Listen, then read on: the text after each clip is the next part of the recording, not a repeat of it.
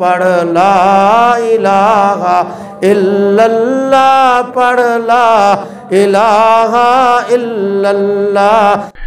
چنانچہ حضرت عثمان غنی اللہ عنہ نے ایک مرتبہ شام سے گندم امپورٹ کی، کئی 100 اونٹوں کا قافلہ ان کا پہنچا ایک ایسے وقت میں جبکہ مدینہ میں گندم کی شارٹیج تھی، لوگ اس کو دگنی قیمت پہ خریدنے کو تیار تھے۔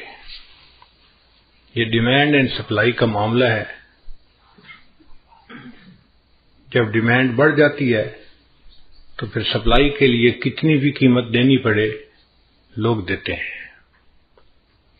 جب کئی 100 اونٹوں کا قافلہ مدینہ کے باہر پہنچا تو یہودی جو بڑے بڑے تاجر تھے وہ عثمان غنی اللہ عنہ کے پاس آئے اور کہنے لگے کہ ایسے ہے کہ آپ اپنا پورا سامان ہمیں ہول سیل پہ فروخت کر دیں،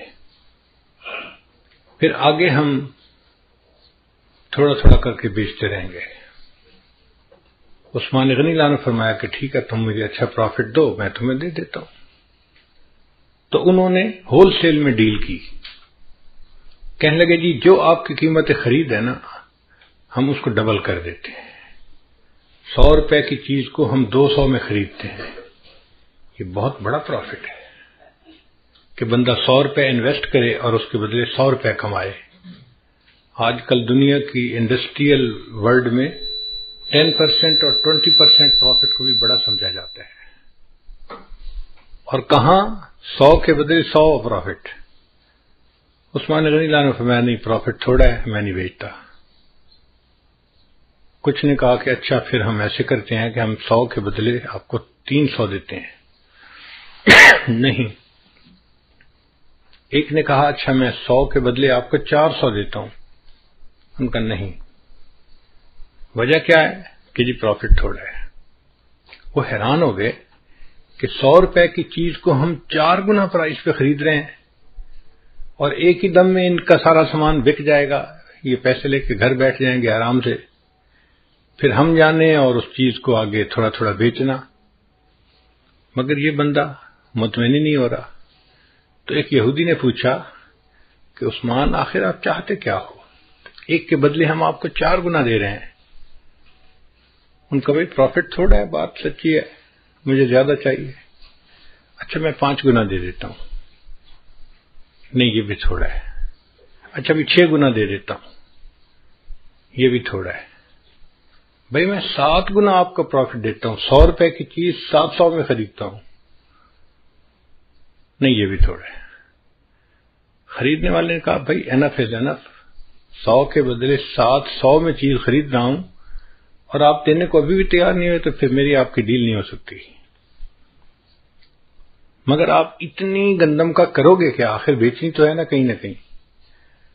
تو عثمان غنی اللہ عنہ نے فرمایا ہاں میں دوں گا، میرے پاس ایک کسٹمر ہے جو مجھے اس سے زیادہ پروفٹ دیتا ہے۔ اس نے کہا آپ مذاق کر رہے ہیں یا آپ سیریس بات کر رہے ہیں؟ بھائی میں سیریس بات کر رہا ہوں۔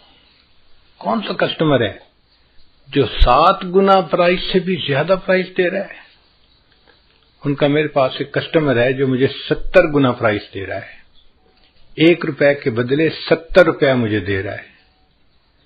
چنانچہ انہوں نے اس گندم کو بیچنے کے بجائے مدینہ طیبہ کے غریبوں میں مفت تقسیم کر دی کہ میرا اللہ مجھے اس کے بدلے 70 گنا اجر عطا فرمائے گا۔ خیر خواہی کا ایسا جذبہ نبی علیہ السلام نے ان کے اندر بھرا تھا کہ 7 گنا پرائس پہ ان کا سامان بک رہا تھا، نہیں بیچا۔ کوئی اور بندہ ہوتا تو سوچتا میں تو پیسے بناؤں بھائی، میرا تو اس سال کا ایک اچھا سودا ہو جائے گا اور میں پورا سال آرام سے بیٹھ کے کھاؤں گا۔ ان کا نہیں، مجھے اس وقت پروفٹ نہیں کمانا، مجھے غریب لوگوں کی خیر خواہی کرنی ہے۔ ان کے پاس کھانے کو کوئی چیز نہیں تو میں اللہ کے راستے میں ان کو تقسیم کر دیتا ہوں اور اس کے بدلے اللہ مجھے 70 گنا پروفٹ عطا فرمائے گے۔ یہ نبی علیہ السلام نے ایک جذبہ بھرا تھا صحابہ کرام میں، چنانچہ ہر بندہ دوسرے بندے کی خیر خواہی کرتا تھا۔ جیسے ہمیں اپنا فکر ہوتا ہے نا کہ ہمیں نقصان نہ ہو، ایسے ان لوگوں کی یہ حالت تھی کہ وہ سوچتے تھے دوسرے کا نقصان نہ ہو،